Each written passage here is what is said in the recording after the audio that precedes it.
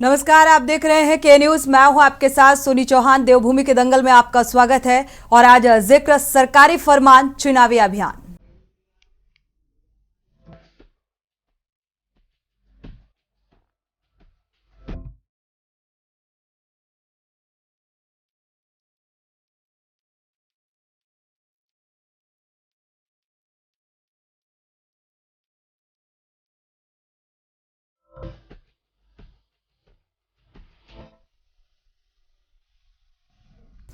उत्तराखंड में अगले साल होने वाले लोकसभा चुनाव से पहले उत्तराखंड शासन ने बड़ा फैसला लिया है और इस निर्णय के तहत अब राज्य में शिलान्यास और लोकार्पण मंत्री नहीं, मुख्यमंत्री ही करेंगे।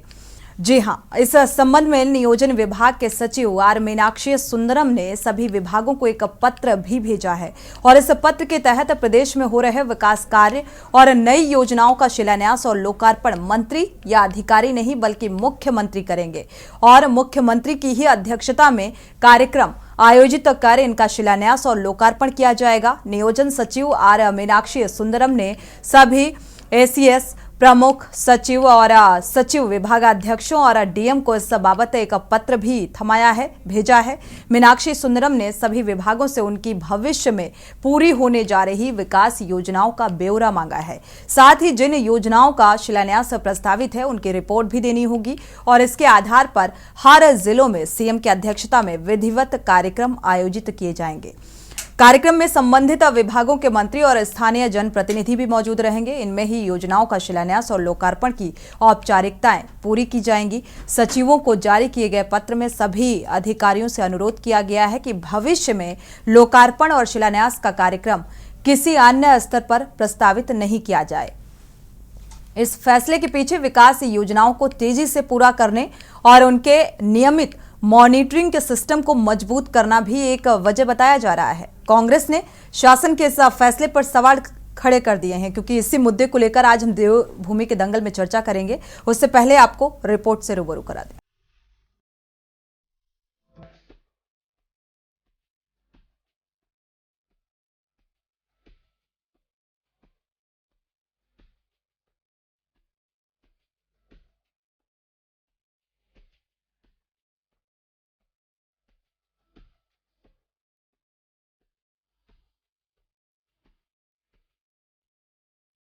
उत्तराखंड में लोकसभा चुनाव नजदीक है। सभी राजनीतिक दल इसकी तैयारियों में लगे हुए हैं। इन्हीं तैयारियों के बीच उत्तराखंड शासन ने बड़ा फैसला लिया है। इस फैसले के तहत राज्य में शिलान्यास और लोकार्पण मंत्री नहीं, मुख्यमंत्री ही करेंगे। इस संबंध में नियोजन विभाग के सचिव आर मीनाक्षी सुंदरम ने सभी विभागों को पत्र भी भेजा है। इस पत्र के तहत प्रदेश में हो रहे विकास कार्य और कई योजनाओं का शिलान्यास लोकार्पण मंत्री या अधिकारी नहीं बल्कि मुख्यमंत्री करेंगे और मुख्यमंत्री की अध्यक्षता में कार्यक्रम आयोजित कर इनका शिलान्यास और लोकार्पण किया जाएगा। नियोजन सचिव आर मीनाक्षी सुंदरम ने सभी एसीएस प्रमुख सचिव विभागाध्यक्षों और डीएम को इस बात पर पत्र भेजा है। मीनाक्षी सुंदरम ने सभी विभागों से उनकी भविष्य में पूरी होने जा रही विकास योजनाओं का ब्यौरा मांगा है। साथ ही जिन योजनाओं का शिलान्यास प्रस्तावित है उनकी रिपोर्ट भी देनी होगी। इसके आधार पर हर जिलों में सीएम की अध्यक्षता में विधिवत कार्यक्रम आयोजित किए जाएंगे। सचिव आर मीनाक्षी सुंदरम का कहना है कि लोकसभा चुनाव के चलते ये फैसला लिया गया है। देखिए, अभी 2-3 महीने ही हैं, फिर उसके बाद 2024 के जो जनरल इलेक्शन है उसकी आदर्श आचार संहिता आ जाएगी। तो उसको ध्यान में रखते हुए ये जितने भी प्रोग्राम हैं ये छोटे प्रोग्राम ना हो और एक बड़े प्रोग्राम में बहुत सारे शिलान्यास और लोकार्पण का एक साथ कराया जाए, ये उद्देश्य था। आपको बता दें कि मुख्यमंत्री की अध्यक्षता में होने वाले कार्यक्रम में संबंधित विभागों के मंत्री और स्थानीय जनप्रतिनिधि मौजूद रहेंगे। इनमें ही योजनाओं का शिलान्यास और लोकार्पण की औपचारिकताएं पूरी की जाएंगी। सचिवों को जारी किए पत्र में सभी अधिकारियों से अनुरोध किया गया है कि भविष्य में लोकार्पण और शिलान्यास का कार्यक्रम किसी अन्य स्तर पर प्रस्तावित नहीं किए जाएं। बीजेपी विधायकों ने इस फैसले का स्वागत करते हुए कहा कि इस फैसले से विकास कार्यों का दायरा भी बढ़ेगा। साथ ही विकास कार्यों में और तेजी भी आएगी। वहीं कांग्रेस ने सरकार के इस फरमान पर सवाल खड़े किए हैं।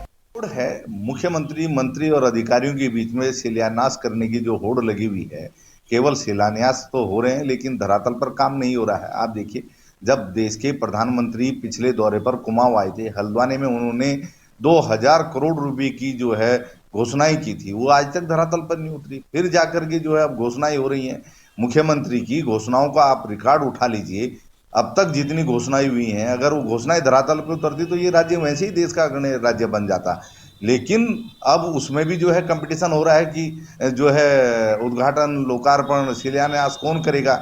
तो ये भाजपा में जो वर्चस्व की लड़ाई है, जो अंदरूनी खींचतान है, जो लाल फीताशाही के हावी होने के आरोप हम लगातार सरकार पर लगा रहे हैं, तो उसी की पुष्टि हो रही है कि आखिर सब कुछ ऑल इज वेल नहीं है, श्रेय लेने की होड़ है। और श्रेय लीजिए, हमें कोई दिक्कत नहीं है, लेकिन काम भी होना चाहिए, राज्य में विकास दिखाई देना चाहिए, जो दिखाई नहीं दे रहा है। देखिए, कांग्रेस अपने बारे में बात करे, मंत्री राज्य मंत्री सरकार के हैं, हमें तो कोई आपत्ति है नहीं, हम भी विधायक हैं। और अच्छा है, अगर मुख्यमंत्री लोकार्पण करेंगे तो अधिक कामों की संभावनाएं बनेंगी। मैं बता दूं आपको, जब मुख्यमंत्री सीधे सीधे लोकार्पण और शिलान्यास से जुड़ेंगे तो 50 लाख का तो शिलान्यास करेंगे नहीं, कोई 1 करोड़ का तो लोकार्पण करेंगे नहीं। मुख्यमंत्री जो भी कार्यक्रम करेंगे 8, 10, 20 करोड़ के कामों का लोकार्पण और शिलान्यास करेंगे, तो हमको तो लाभ मिलेगा ना। अभी प्रधानमंत्री जाए थे ना कुमाऊं में, 42,000 करोड़ का उन्होंने वहां पर लोकार्पण शिलान्यास किए थे। तो जिस साइज का लीडर लोकार्पण शिलान्यास करेगा, ये वो भी ये देखेगा कि मुझे किस साइज के काम करने हैं। तो मुझे लगता है इससे उत्तराखंड में हम जैसे लोगों को, जो विधायक हैं, क्षेत्रों को लाभ मिलने वाला है। और मैं तो इस बात का स्वागत करता हूं कि मुख्यमंत्री करें और अधिक से अधिक धन क्षेत्रों को दें। कुल मिलाकर लोकसभा चुनाव से पहले राज्य में सरकार के फरमान पर घमासान छिड़ गया है। एक तरफ जहां सरकार कार्यों में तेजी और विकास कार्यों का दायरा बढ़ने का दावा कर रही है, तो दूसरी ओर विपक्ष ने इस फरमान को श्रेय लेने की होड़ बताया है। सवाल ये है कि क्या मुख्यमंत्री की अध्यक्षता में कार्यक्रम होने से कार्यों में तेजी आएगी? क्या माना जाए कि राज्य में मंत्रियों और विधायकों की अधिकारी नहीं सुन रहे हैं, जिसको देखते हुए अब मुख्यमंत्री को आगे आना पड़ रहा है, या फिर ये चेहरा चमकाने की सियासत है? Uttarakhand desk report. तो लगातार शासन स्तर से जो ये फैसला निकलकर सामने आया है कि अब मुख्यमंत्री यानी कि पुष्कर सिंह धामी ही किसी भी योजना का लोकार्पण और शिलान्यास करेंगे, तो सवाल लगातार विपक्ष की तरफ से उठाए जा रहे हैं और वर्चस्व की लड़ाई भी इससे बताया जा रहा है। और क्या ये भी सवाल उठ रहा है कि ये चेहरा चमकाने की राजनीति है, क्योंकि लोकसभा चुनाव के लिहाज से ये फैसला लिया गया है। हमारे साथ खास मेहमान भी जुड़ चुके हैं। ऐसे मुद्दे को लेकर आज देवभूमि के दंगल में हम चर्चा करेंगे कि लोकसभा चुनाव को लेकर क्या कुछ तैयारियां और शासन के इस फैसले के आने के बाद कितनी रफ्तार विकास योजनाओं को मिलेगी। हमारे साथ कुंवर जपेंद्र सिंह जी जुड़ चुके हैं, प्रदेश प्रवक्ता है, बीजेपी से हैं। स्वागत है आपका इस चर्चा में शामिल होने के लिए। पीसी थपलियाल जी भी जुड़ चुके हैं, आपका भी बहुत बहुत स्वागत है इस चर्चा में शामिल होने के लिए। कांग्रेस प्रवक्ता भी हमारे साथ जुड़ चुके हैं, मोहन काला, माफ कीजिएगा, सुभाष झा जी जुड़ चुके हैं। मोहन काला आपसे कुछ देर बाद जुड़ेंगे, आपका भी बहुत बहुत स्वागत है। एज ए वरिष्ठ पत्रकार जुड़े हुए हैं। शुरुआत कुंवर जी से कर लेते हैं। जपेंद्र जी, अगर देखा जाए शासन स्तर पर जो ये फैसला निकलकर सामने आ रहा है और विपक्ष लगातार इस फैसले को लेकर सवाल उठा रहा है, मंशा क्या है, रणनीति क्या है? लोकसभा चुनाव के लिहाज से ये फैसला निकलकर सामने आया है, और अगर सीएम लॉन्च करते हैं या शिलान्यास और लोकार्पण करते हैं तो क्या तेजी के साथ रफ्तार मिलेगी विकास योजनाओं को? निश्चित तौर पर बहुत तेजी के साथ विकास कार्य आगे बढ़ेंगे और प्रोजेक्टों का साइज भी बढ़ेगा, योजना भी हमारी जो है धरातल पर बहुत तीव्र गति से उतरेगी। और सिर्फ अध्यक्षता माने मुख्यमंत्री जी के करने की बात है, और उस कार्यक्रम में तो सभी विभागीय मंत्री भी शामिल रहेंगे, क्षेत्रीय विधायक भी शामिल रहेंगे, अधिकारी भी शामिल रहेंगे। और जो 25वीं वर्षगांठ से पहले उत्तराखंड को देश के अग्रणीय राज्यों में शुमार करने की ये जो एक काम आगे बढ़ रहा है, तो निश्चित तौर पर अगर माननीय मुख्यमंत्री मंत्री जी हर कार्यक्रम का हिस्सा बनेंगे, हर कार्यक्रम की मॉनिटरिंग करेंगे, वहां ठीक की है, जनता से तभी मिलेंगे, विपक्ष ये बात अधिकारियों कह और रहा है कि विधायकों ये से चेहरा चर्चा चमकाने की करेंगे। राजनीति है। अगर सीएम देखिए, के विपक्ष अलावा ये प्रमुख सचिव या कोई अधिकारी या कोई मंत्री योजनाओं का लोकार्पण और शिलान्यास करता है तो क्या उन योजनाओं में रफ्तार नजर नहीं आएगी या वो धीमी पड़ जाएगी? ऐसा क्यों? ऐसा इसलिए क्योंकि विपक्ष, कोई भी विपक्ष लें, मेन हमारा विपक्षी दल, हम कांग्रेस की बात कर रहे हैं, तो 1947 में देश आजाद हुआ और 1947 से लेके 2014 तक भारतीय जनता पार्टी का पूर्ण रूप में देश में शासन आने से पहले देश विकासशील ही रहा। जिस दिन हम आजाद हुए उस दिन हमारी आबादी 42 करोड़ के आसपास थी। उस दिन हमारे कंट्री में बीपीएल कोटा जो है 11-12 करोड़ के आसपास था। आज कम से कम 40 करोड़ से ज्यादा, तो 42 करोड़ से ज्यादा तो वो हो गया। तो निश्चित तौर पर भारतीय जनता पार्टी की केंद्र सरकार हो या राज्य सरकार हो, तो एक एजेंडा है कि देश के अंदर गरीबी दूर करें, निर्बल वर्ग को मजबूती के साथ आगे बढ़ाएं। अभी भगवान विश्वकर्मा जी के जन्मदिन वाले दिन माननीय मोदी जी, हमारे प्रधानमंत्री जी का भी जन्मदिन था, तो उस दिन विश्वकर्मा योजना लागू की गई, उसमें 18 ट्रेडों को जोड़ा गया। तो निश्चित तौर पर कांग्रेस की नीति थी कि गरीब को दूर करो, गरीब को कम करो, और हमारी नीति है, भारतीय जनता पार्टी की नीति है, माननीय प्रधानमंत्री जी की नीति है कि गरीबी को दूर करो और निर्बल वर्ग को आर्थिक रूप से मजबूत करने की दृष्टि से कदम आगे बढ़ाओ। जो 2014 से निरंतर आज पूरा हमारा 9 साल हो गए, तो 9 सालों में बहुत बड़ा परिवर्तन आया है। तो देश को विकासशील राज्य बनाना उनकी योजना थी, उन्होंने विकासशील रखा। विकासशील देश और विकासशील राज्यों को विकसित देश और विकसित राज्य की ठीक बात है पर आगे ले जाना। जपेंद्र जी, लेकिन सवाल ये भी उठ रहे हैं, आपका वापस से रुख करेंगे क्योंकि सवाल बेहद महत्वपूर्ण है, क्योंकि ये रफ्तार और तेजी चुनाव के वक्त ही देखने को मिलती है। जिस तरीके से शिलान्यास और लोकार्पण की बात निकल कर हर 6 महीने में कोई ना कोई चुनाव आता है। ठीक है, लेकिन कुमाऊं का जिक्र करें तो यहाँ पर भी 2000 करोड़ की योजनाओं को देखा जाए बजट दिया गया था, और धरातल पर क्या कुछ नजर आ रहा है, इसको लेकर भी विपक्ष लगातार सवाल उठा रहा है। इस पर भी आपसे जवाब लेंगे। हमारे साथ आप नेता भी जुड़ चुकी हैं, आप प्रवक्ता उमा सिसोदिया जी, स्वागत है आपका इस चर्चा में शामिल होने के लिए। रुक कर लेते हैं पीसी थपलियाल जी का, इसके बाद रुक करते हैं उमा जी आपका। पीसी जी, अगर देखें थपलियाल जी, ये जो शासन स्तर का फैसला निकलकर सामने आ रहा है, इस पर आपकी प्रतिक्रिया क्या कहेंगे? योजनाओं को रफ्तार मिलेगी? देखो, ये बिल्कुल बचकाना निर्णय है, और इसलिए बचकाना निर्णय है क्योंकि हमारे जो मुख्यमंत्री हैं वो जैसे बेटा बाप की नकल करता है और बाप भी खुश होता है और बेटा भी खुश होता है, तो उसी तरह से जो हमारे माननीय प्रधानमंत्री जी जिस तरह से एकल उनके कदम चलते हैं और एकल तौर से, चाहे नौकरियां बांटनी हो, चाहे वो लोकार्पण करना हो, तो इन्होंने भी सोचा है। क्योंकि इनका मैं बहुत दिन से मैं देख रहा हूँ, बहुत बारीक पैनी नजर से देख रहा हूँ। अगर इनकी होर्डिंग भी लग रही है, पहले मेरे राज्य में तमाम नेताओं की एक साथ होर्डिंग लगती थी, पार्टी के बड़े बड़े वरिष्ठ नेताओं की। आजकल पूरे उत्तराखंड में प्रधानमंत्री मुख्यमंत्री प्रधानमंत्री, मालूम नहीं, मैं कभी कभी सोचता हूँ ये भगवान इतने रुपए किसी गरीब योजनाओं में लगाते, कोई स्वास्थ्य की योजनाओं में, किसी जनहिती योजनाओं में लगाते तो कितना फायदा इस राज्य को होता। पूरे राज्य में 2 आदमियों की फोटो, और मालूम नहीं क्यों, आई डोंट नो, उससे क्या है, उसी के जो मानसिक स्थिति है, उसी मानसिक स्थिति को जमीन में लाते हुए उन्होंने बोला है कि साहब सॉरी मैं करूंगा। आते हैं जपेन जी, बात पूरी हो जाने दीजिए। लोकतंत्र में ये चीज बेईमानी है। लोकतंत्र में अगर मंत्रिमंडल है तो मंत्रिमंडल में हर मंत्री का, मैं माननीय जो अनुभवी नेता थे अपने तिवारी जी, उस समय उनके मंत्री अपने अपने बड़ी जिम्मेदारी के साथ अपने जो मंत्रालयों का काम करते थे और आगे बढ़ के करते थे। इसी तरह खंडूरी जी के समय भी मैंने देखा कि अगर यूकेडी के नेता दिवाकर भट्ट जी अगर राजस्व मंत्री थे तो वो आगे बढ़कर काम करते थे।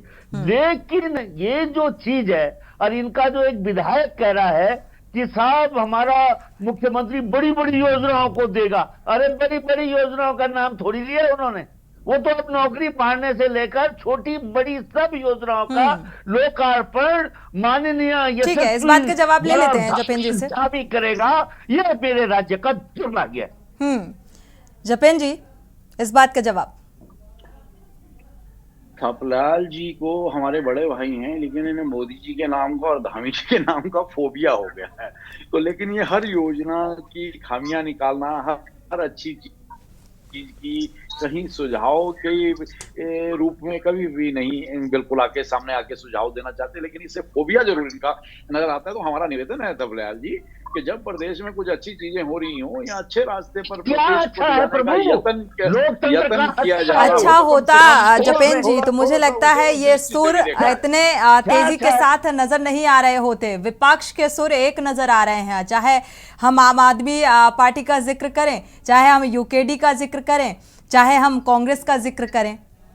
जपेन जी, ये तो है ही, सारा विपक्ष एक तरफ और केंद्र में एक योद्धा एक तरफ, राज्य में एक योद्धा एक तरफ, तो विपक्ष का तो इकट्ठा होना बनता ही है। स्थिति ही ऐसी पैदा कर दी है इन्होंने। इतने साल इन्होंने 2014 से पहले विपक्ष ने ही तो राज करा, तो आज ये स्थितियां भी तो इतने वर्षों में थी। नहीं, थपलियाल जी की जो चिंता थी जपेंद्र जी, उस पर थोड़ा सा आपका मुझे जवाब चाहिए कि बैनर और होर्डिंग पे जितना खर्च किया जाता है, इतना अगर विकास योजनाओं में आम जनता के हित के लिए खर्च कर दिया जाए, इस बात से आप इत्तेफाक रखते हैं? बैनर और होल्डिंग में सभी लोग लगाते हैं और इसमें खर्च वाली बात नहीं है। बैनर और होल्डिंग में क्या खर्चा आता है? एक होल्डिंग में एक होल्डिंग, बाकी सभी लोग भी लगा और किसी को मना। हालांकि मुद्दा अलग हो जाएगा अगर हम खर्च का जिक्र करने लग जाएंगे। ठीक है, प्रदेश के अंदर प्रदेश के मुखिया और देश के मुखिया के होल्डिंग लग रहे हैं, तो बाकी लोग भी तो अपना लगाते हैं, किसी को रोका थोड़ी ना गया है। सब लोग अपना अपना अपने ढंग से प्रचार प्रसार करते हैं। ठीक है, ठीक है। उमा सिसोदिया जी का रुख कर लेते हैं। उमा सिसोदिया जी, शासन के इस आदेश को आप किस नजरिए से देख रही हैं? देखिए, उत्तराखंड छोटा प्रदेश नहीं है। हमारी भौगोलिक जो परिस्थितियां हैं उसमें बहुत आसान नहीं होता कि हम 100-150 की स्पीड से गाड़ी जो है वो चलाकर पहुंच जाए। और मुख्यमंत्री जी इस समय जिस तरीके से काम कर रहे हैं कि वो, मुझे लगता है थोड़े दिनों में ना वो जो छोटे बच्चों का नहीं होता था, पहले कार्टून एक आया करता था, वो ऐसे यहाँ हेलीकॉप्टर लगा देते थे और बच्चे उड़ते उड़ते पहुंच जाते थे। मुझे लगता है थपलियाल जी खुश हो गए, थपलियाल जी खुश हो गए, थपलियाल जी को साथी मिल गया, मुख्यमंत्री जी को ऐसी योजना पर काम कर रहे हैं। ठीक है जपेंद्र जी, अपने समय पर बोलिएगा, दूसरों को भी मौका दीजिए। देखिए, सबसे बड़ी बात यह है कि अगर मुख्यमंत्री धामी जी को हर परियोजना का खुद ही उद्घाटन करना है, तो मैं समझती हूँ जो बाकी मंत्रिमंडल जो है, जो बाकी मंत्री जो है, उनको फिर अपना आराम से घर बैठ जाना चाहिए। वैसे भी वो घर ही बैठे हुए हैं। पर्यटन मंत्री का कहीं अता पता नहीं, पूरे जो हमारा जो 4 धाम यात्रा चली उसकी व्यवस्था हुई अव्यवस्था हुई, जो कुछ भी हुआ, पर्यटन मंत्री का कहीं अता पता नहीं, स्वास्थ्य मंत्री का कहीं अता पता नहीं। क्योंकि अता पता इसलिए नहीं क्योंकि मुख्यमंत्री धामी जी ने इस समय पूरे उत्तराखंड में वन मैन आर्मी का जो शो इन्होंने चला रखा है वो बिल्कुल लोकतंत्र के खिलाफ है। आप सिर्फ एक काम कर रहे हैं कि आपने दिल्ली में बैठे हुए अपने आकाओं को आपने खुश किया हुआ है।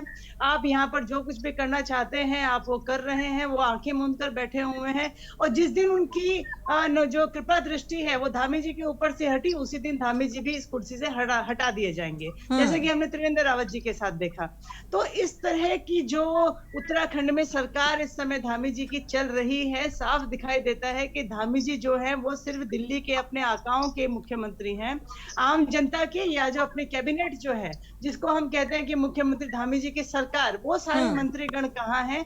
उन मंत्रियों को भी मुझे लगता है कि धामी जी शायद कभी टाइम भी नहीं देते होंगे और कभी उनसे मिलकर उनके जो मंत्रालय में क्या चल रहा है क्या नहीं चल रहा है उसके बारे में भी बात नहीं करते होंगे, क्योंकि धामी जी ने सारी शक्तियों को अपने अंदर निहित कर लिया है और हर जगह वो ही अकेले नजर आते हैं। और ये हाल हम पूरे देश में देख रहे हैं। और यही ठीक है, मंत्री मंडल का आपने जिक्र किया था उमा सिसोदिया जी, तो यहाँ पर ऐतराज भी नहीं होगा मुझे लगता है। जपेंद्र जी से इस बात का जवाब ले लेते हैं।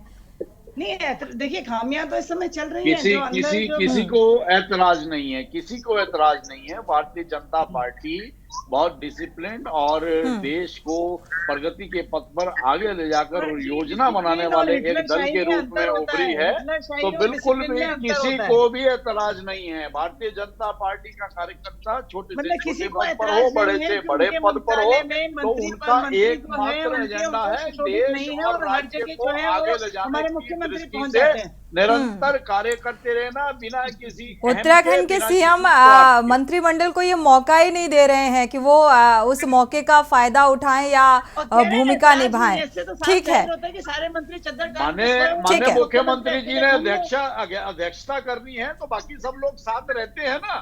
विभागीय मंत्री भी कार्यक्रमों में साथ रहते हैं, विधायक भी साथ रहते हैं, तो उसमें दिक्कत कहाँ है? पदाधिकारी भी साथ रहते हैं। ठीक है, सुभाष झा जी का रुख कर लेते हैं, सुभाष जी का रुख कर लेते हैं। यहाँ पर कोई प्रश्न ही नहीं उठता है। ठीक है, ये सिर्फ अगर विपक्ष के पास और कोई मुद्दा नहीं है। चलिए सुभाष जी, आपका रुख करेंगे। वन मैन आर्मी से ऐतराज है, जिस तरीके से सीएम पुष्कर सिंह धामी बढ़ चढ़कर हिस्सेदारी, अब तो शासन का ये फैसला भी निकलकर सामने आ गया है, कैसे आप देख पा रहे हैं इन स्थितियों को? सोनी जी, सबसे पहली बात है कि वो कहावत है ना कि एको हम द्वितीयो नास्ति ना भूतो न भविष्यति, तो मोदी जी और भाजपा उस कल्चर की ओर अग्रसर है। एक बात। दूसरी बात, थोड़ा सा कुंवर जपेंद्र जी को कहेंगे कि आपको चूंकि हम लोग गंभीरता से लेते हैं, आगे से आप कहेंगे तो नहीं लेंगे जी, तो गंभीरता से ये लेते हैं तो थोड़ा लिखा डाटा वाटा जब बोला कीजिए टेलीविजन पर तो कम से कम उसका थोड़ा सा अध्ययन जरूर किया कीजिए। ये भाई की सलाह है, क्योंकि आप में मैं उत्तराखंड की भविष्य देखता हूँ। सवाल ये उठता है कि इन्होंने कहा कि कांग्रेस जो है गरीबों को खत्म करती थी और भाजपा जो है गरीबी खत्म कर रही है। बिल्कुल। अब मैं डाटा नहीं दे रहा हूँ, मैं इन्हीं का बात ले रहा हूँ। इनके अनुसार 12 करोड़ लोग उस समय बीपीएल परिवार में थे, तो कांग्रेस गरीबों को खत्म कर रही थी, और इन्हीं के अनुसार 40 करोड़ लोग आज बीपीएल में जुड़ गए हैं। तो ये जो है अब कौन किसको खत्म कर रहा है ये समझ लीजिए, गरीबी बढ़ा कौन रहा है। गरीबी रेखा से नीचे वालों के लिए बीपीएल कार्ड है, जब उसकी संख्या 30 करोड़ बढ़ गई। बात पूरी सुन लीजिए जपेंद्र जी, इसके बाद जवाब लेंगे आपसे। तो बढ़ाया किसने? कुमार जपंत सिंह की पार्टी ने। एक बात। दूसरी बात, लोकतंत्र में इनका दूर दूर तक विश्वास नहीं है। जो इनका नेता है उसको जीवन चाहिए पत्नी मुक्त जीवन, विपक्ष मुक्त सरकार, जवाब प्रेस मुक्त जो है, हमको आजादी चाहिए, कोई जवाब नहीं देना पड़े। आज तक इनके प्रधानमंत्री ने एक भी प्रेस कॉन्फ्रेंस नहीं किया आज तक 9 साल में। एक बात। दूसरी बात, इनके यहाँ जितने लोग हैं, अभी जो ये शासन आया है वे उसी शासन का अनुसरण है, क्योंकि मोदी और शाह जो करेंगे उसका अनुसरण उनके छोटे जो मुखिया लोग हैं प्रदेश के वो करेंगे। तो धामी जी उस पर आ गए। बिल्कुल। तो मुझे लगता है कि बच्चे की किट्टी पार्टी का भी फीता काटना होगा तो मुख्यमंत्री ही जाएंगे, क्योंकि बाकी की जरूरत है नहीं। तो बेसिकली ये लोकतंत्र के खिलाफ लोग हैं, इन्हें लोकतंत्र में कोई विश्वास नहीं है। अगर इन्हें लोकतंत्र में विश्वास होता तो ये लोग कांग्रेस मुक्त भारत मतलब क्या? विपक्ष मुक्त भारत। बिल्कुल। तो जब विपक्ष मुक्त भारत का जिसकी परिकल्पना हो, वो आदमी कहेगा कि उसका लोकतंत्र में विश्वास है। जो आदमी SC/ST एक्ट में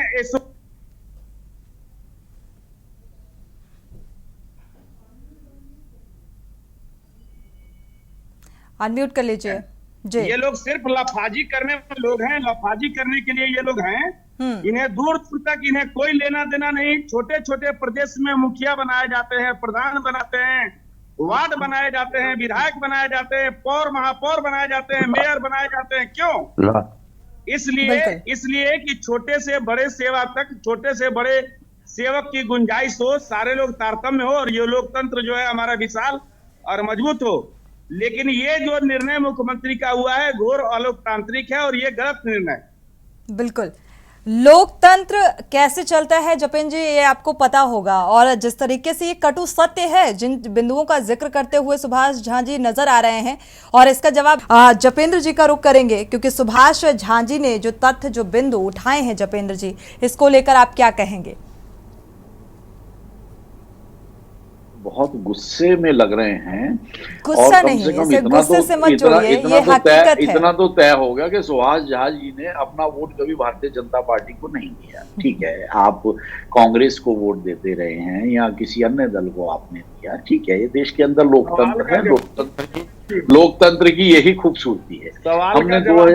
हमने 2014 के बाद कई घटनाक्रम साढ़े जपेंद्र जी इस बात का जवाब दीजिएगा कि गरीब को नहीं गरीबी को हटाने का काम कर रहे हैं अब जवाब भी तो सुनिए ना। भारतीय जनता पार्टी से पहले उस गरीब को किसी ने नहीं पूछा।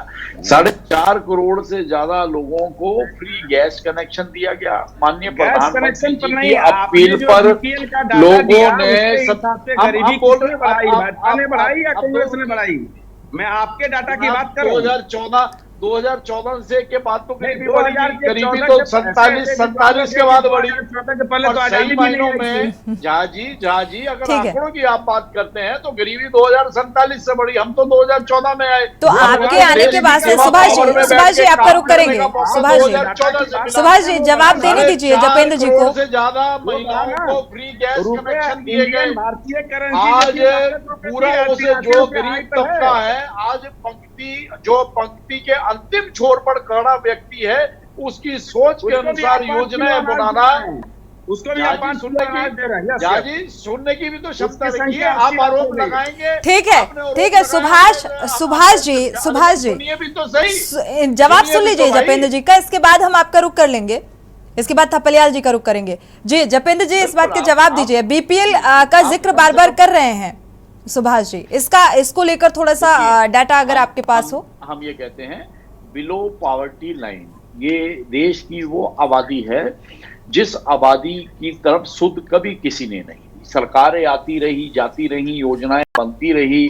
आप पहले भी प्रधानमंत्री जन कल्याणकारी योजनाएं बनती थी, आज केंद्र जन कल्याणकारी योजनाएं बन रही हैं। तो इसी वर्ग को मद्देनजर रखते हुए जो आर्थिक रूप से बहुत कमजोर है, जो शिक्षित नहीं है, आज उसके लिए आपने देखा 2014 के बाद से कम 2.5 करोड़ घर बन के प्रधानमंत्री आवास योजना के अंतर्गत इन्हीं लोगों पात्रों को योजना का लाभ नहीं मिल पा रहा है। जपेंद्र जी पात्रों को योजना का लाभ नहीं मिल पा रहा है। किस्सा ऐसा हो गया हो तो तुरंत कार्रवाई होती है, लेकिन आज उन योजनाओं को धरातल पर उतार कर 4.5 करोड़ से ज्यादा फ्री गैस कनेक्शन। ठीक है जपेंद्र जी आपका वापस से रुख करेंगे जपेंद्र जी अपनी बात को पूरा कर लें, फिर थपलियाल जी का रुख करते हैं। सांच को आंच क्या, हमें तो नहीं मालूम था कि आप ये कहते हैं। और कथनी और करनी में अंतर भी विपक्ष लगातार बता रहा है कि अंतर नजर आता है। नहीं, अब विपक्ष को तो जवाब मिल जाना चाहिए ना। अभी हम चर्चा कर रहे हैं और सांच को आंच क्या। 80 करोड़ लोगों को राशन बांटेंगे, ये गरीबी हटने का सिंबल है। प्लीज जाजी दो मिनट आप हमें। ठीक है सुभाष जी आते हैं आपके पास। 80 करोड़ लोग, देश की वो आबादी जो जद्दोजहद में थी, या जिसे आज तक कभी बताइए इस देश में कहाँ हुआ। ये 5 साल के लिए समय बढ़ाया गया है और सिर्फ उन 80 करोड़ लोगों के लिए समय बढ़ाया गया है जिनकी आर्थिक रूप से जो थोड़ा कमजोर हैं या मध्यम वर्ग है, ताकि उन्हें सरकार की तरफ से ये सहारा मिल दे।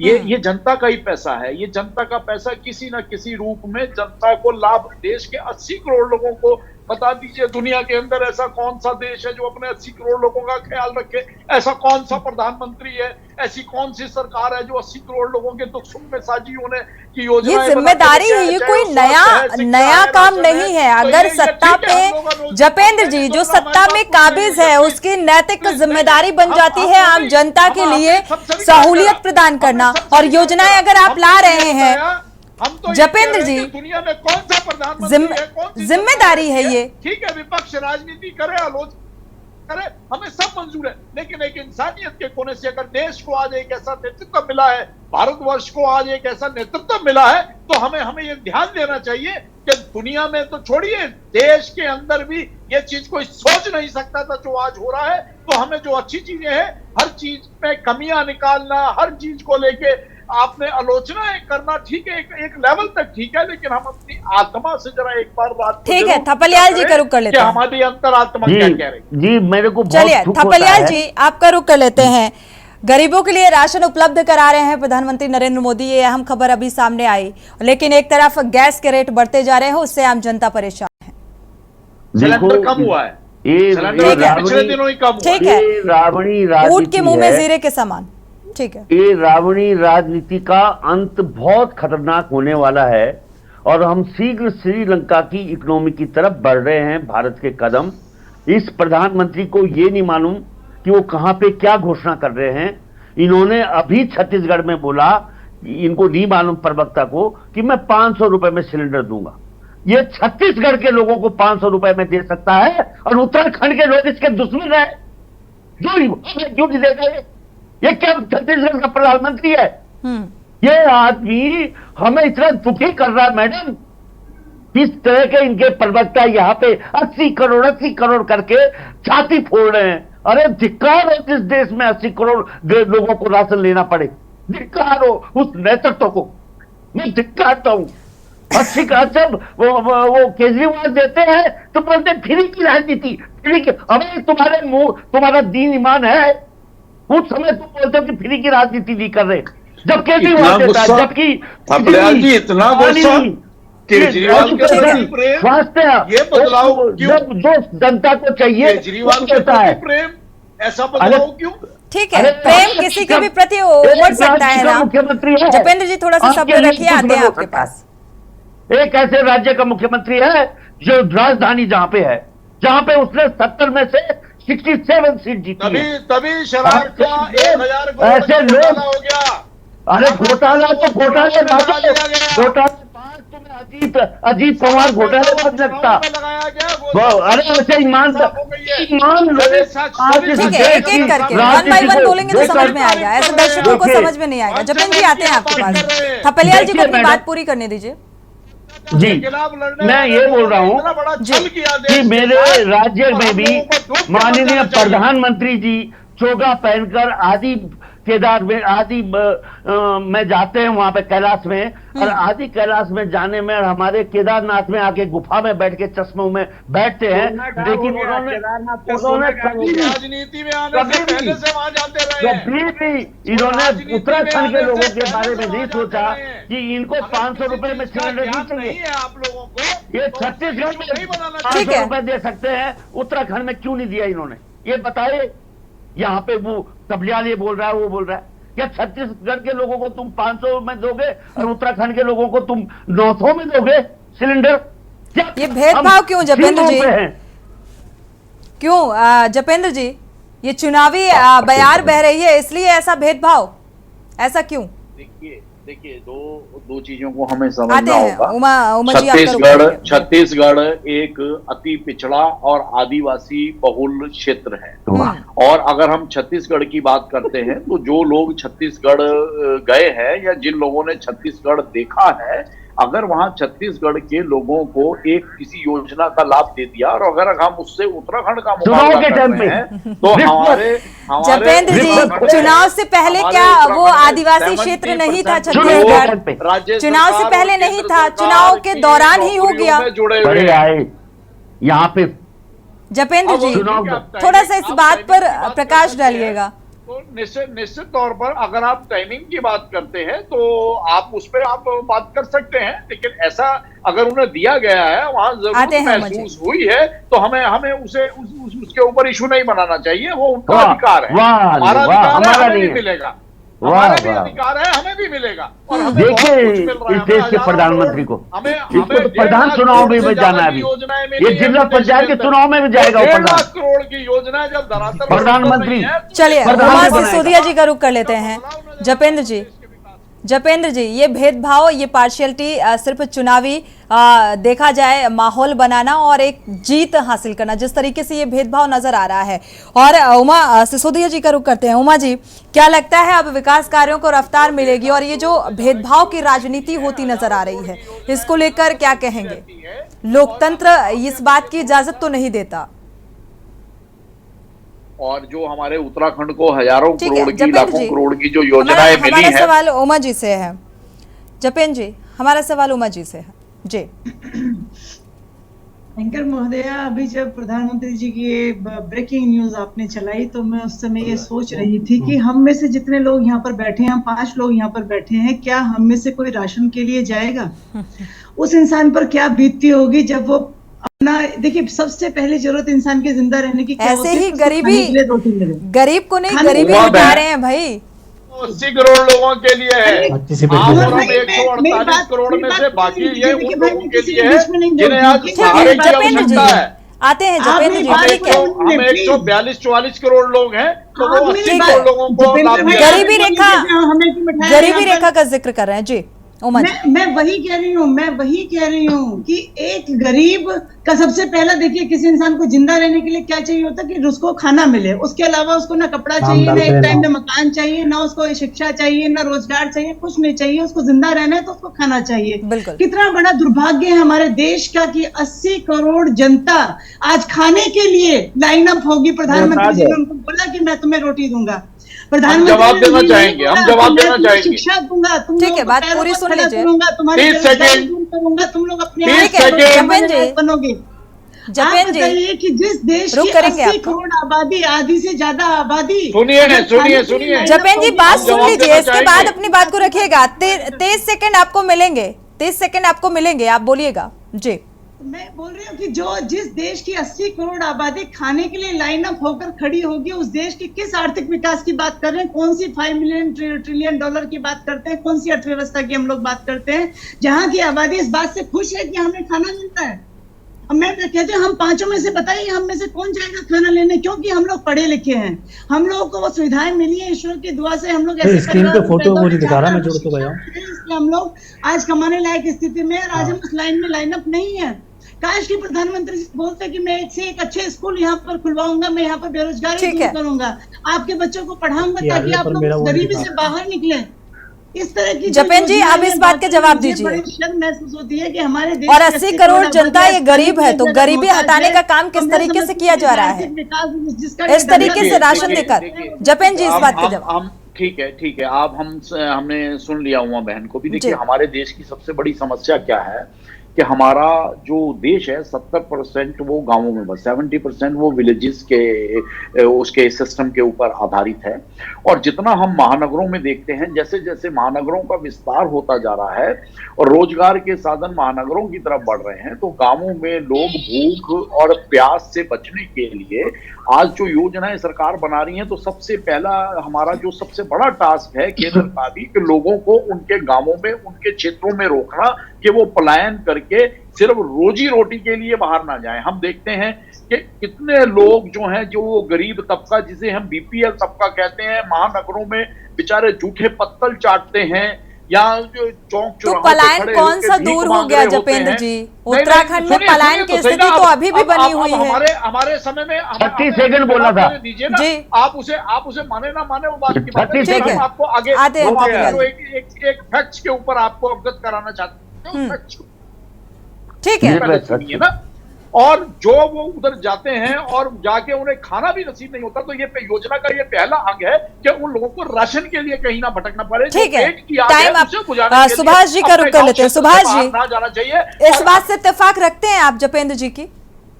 क्या यही हकीकत है? और जो लाइनअप करते हुए 80 करोड़ नजर आ रहे हैं, तो क्या ऐसे अब गरीबी दूर होगी? कहाँ दूर हो रही है? ये पहला पड़ाव है, ये पहला पड़ाव। ठीक है जपेंद्र जी, ठीक है जपेंद्र जी। सुभाष जी से हमारा सवाल है, उसका वोट बैंक है, जहां का वो वोटर है, जहां उसका आधार बना हुआ है, अगर वो दूसरे शहर में जा रहा है तो उसे नहीं मिलेगा ना, उसे वही वो लाभ मिलना है। तो ये योजना का पहला ठीक है जपेंद्र जी सुभाष जी का रुख करते हैं, आते हैं आपके पास जी। भाजपा प्रवक्ताओं को इस बात की ट्रेनिंग मिलती है कि बात किया जाए आम का तो तुम इमली पे ले जाना। अब आप ट्रेनिंग पे आ गए जाना। ठीक है जपेंद्र जी, आप अपने समय पर बोलिएगा, समय पर बोलिएगा। आपके पास जब आपका रुख करेंगे तो बोलिएगा, आपको समय पूरा मिलेगा। अभी सुभाष जी से मेरा सवाल है। सुभाष जी, नहीं आता, लेकिन आलोचना और हर योजना की खामी ये निकालना पता नहीं हमारी शायद फितरत में आ चुका है। सुभाष जी बोलने दीजिए, दूसरे को भी मौका दीजिए भाई। हमारे चौकीदार साहब की मुझे बोल लेना चाहिए। ये 9 साल की कड़ी मेहनत है इन लोगों की, भाजपा सरकार की, कि 5 साल इन्हें 40 से 80 लाख लोगों को, 40 लाख पहले कार्डधारी थे, 5 लाख वाले, 5 किलो अनाज वाले, इनके शासन में 80 लाख हो गया। अब वो 80 लाख लोगों को ये 9 साल में फिर 5 साल और भोजन कराएंगे, इसकी गारंटी है ये। यानी ये इतने नकारे लोग हैं कि 9 साल में कुछ नहीं किए, 5 साल और कह रहे हैं कि हम इस देश का अनाज जो है आपको देंगे और आप जिंदा रहोगे किसी तरह। मूल बात ये है। जपेन जी, आप इस बात का जवाब दे दीजिए। जी, इस देश के लोगों का अधिकार है अनाज के ऊपर, और उन 80 करोड़ लोगों ऐसी का योजना, अधिकार है। ऐसी सरकार रणनीति क्यों नहीं ऐसा- बीजेपी की नजर आती जपेंद्र जी कि ये नौबत ही ना आए?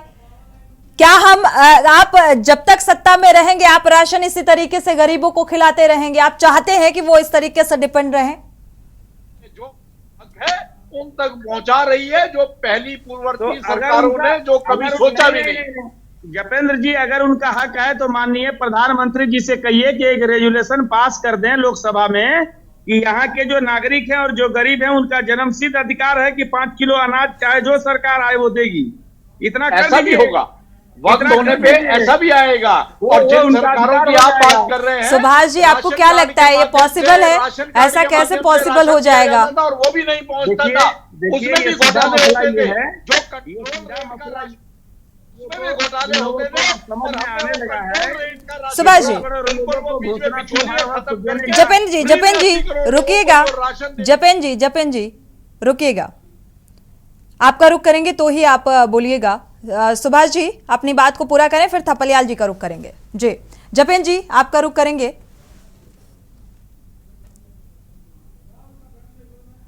बोलना किसे? सुभाष जी अपनी बात को पूरा कर लें, फिर मैं थपलियाल जी का रुख करेंगे, इसके बाद जवाब लेंगे जपेन जी आपसे। ओके जी। देखिए, मूल बात ये है कि 9 साल में प्रधानमंत्री जी जब आए थे तो बड़े तामझाम से आए थे और भाजपा के पास ऐसा था जैसे लगता था अलादीन का चिराग हो नरेंद्र मोदी जी के पास और आएंगे और सारा समस्या खत्म हो जाएगा। मूल प्रश्न ये था कि कहे थे कि हर वर्ष 2 करोड़ लोगों को रोजगार देंगे, जो लोगों को नहीं मिला। लोगों के अच्छे दिन आएंगे, लोगों को नहीं मिला। सस्ता पेट्रोल देंगे, नहीं मिला। सस्ता गैस देंगे, नहीं मिला। 15 लाख रुपए काला धन इसीलिए वहां इस से तरीके स्विच का बैंक से फैसला ले निकल आएंगे। कर सामने आया कि और अब 15 लाख उत्तराखंड लोगों के को सीएम देंगे। हर एक योजना का लोकार्पण और शिलान्यास करेंगे और विकास को रफ्तार मिलेगी। सारे चीज नहीं हुए, जब ये सारे चीज नहीं हुए तो जब 80 लाख लोग जिन्हें खाने की दिक्कत है, खाने को मोहताज है, उसके बाद ये क्या कहेंगे? ये यही कहेंगे कि 5 साल हम और खिलाएंगे, घबराओ मत। और उसके बाद उन्होंने कह रखा है कि हमारा क्या, हम झोला उठाएंगे और चल देंगे।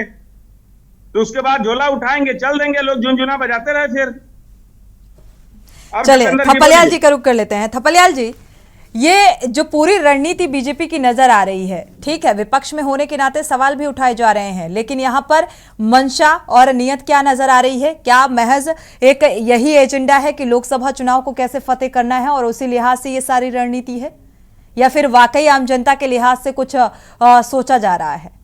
मैं इसे ना बीजेपी की रणनीति मानता हूं ना आरएसएस की रणनीति, क्योंकि इस समय जो सरकार है वो मोदी सरकार है और अडानी अंबानी की सरकार है। और अडानी जी जिस तरह से मैनिपुलेट कर रहे हैं कि इस देश में 2 ही वर्ग रहने चाहिए, एक अमीरों का वर्ग और दूसरे गरीबों का वर्ग, जो 5 किलो राशन में पलेंगे। और गरीबों का वर्ग नहीं, दरिद्रों का वर्ग।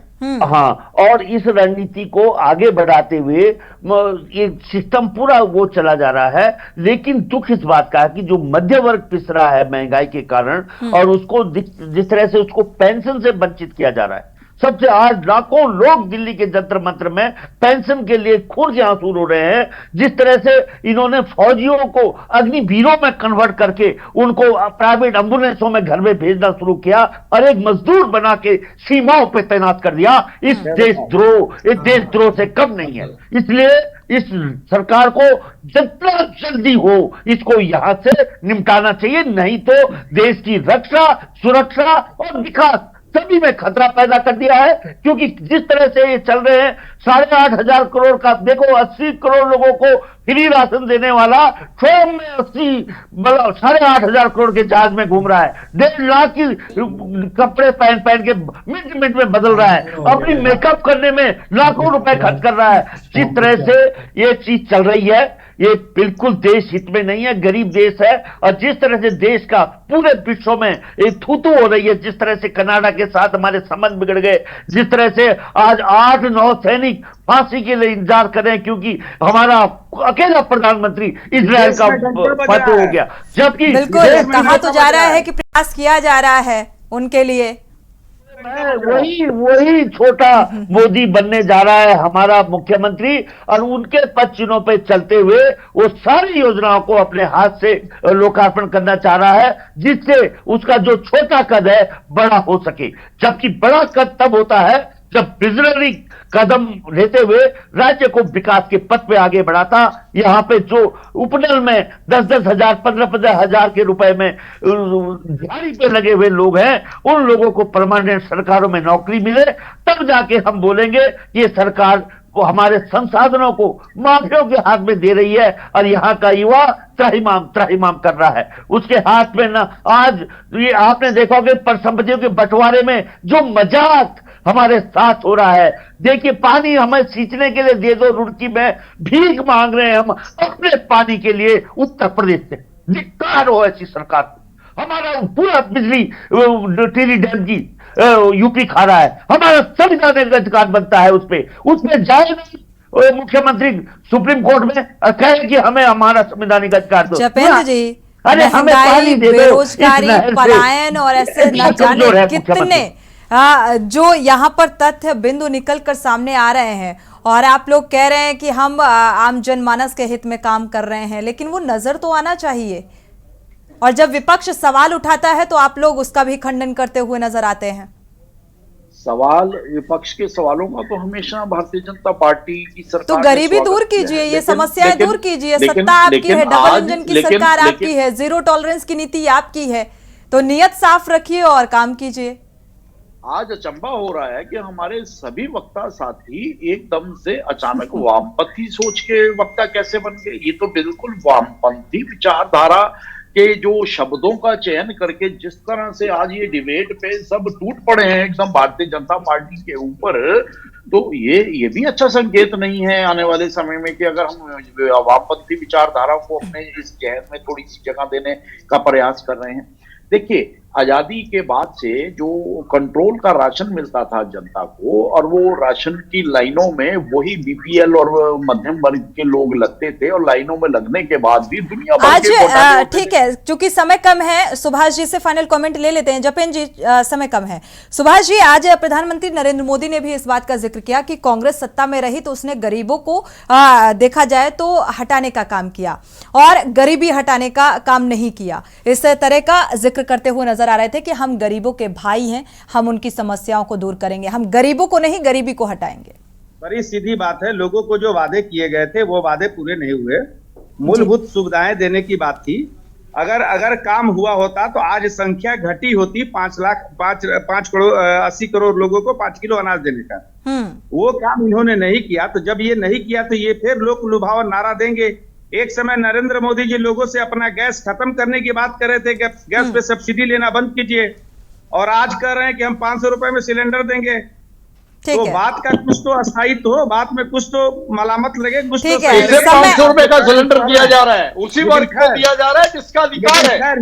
ये वहां दिया जा रहा है जहां चुनावी बयार है, जहां पर वोट चाहिए, वहां पर ये दिया जा रहा है। और ये पक्षपात और आने वाले समय में हो सकता है लोकसभा चुनाव को देखते हुए यहाँ पर भी कुछ रियायत बरती जाए। शुक्रिया आप सभी मेहमानों का इस चर्चा में शामिल होने के लिए। लेकिन शासन स्तर पर जो फैसला निकलकर सामने आया है कि अब हर एक योजना का लोकार्पण और शिलान्यास सिर्फ और सिर्फ मुख्यमंत्री करेंगे, तो इसी लिहाज से लगातार विपक्ष सवाल भी उठा रहा है।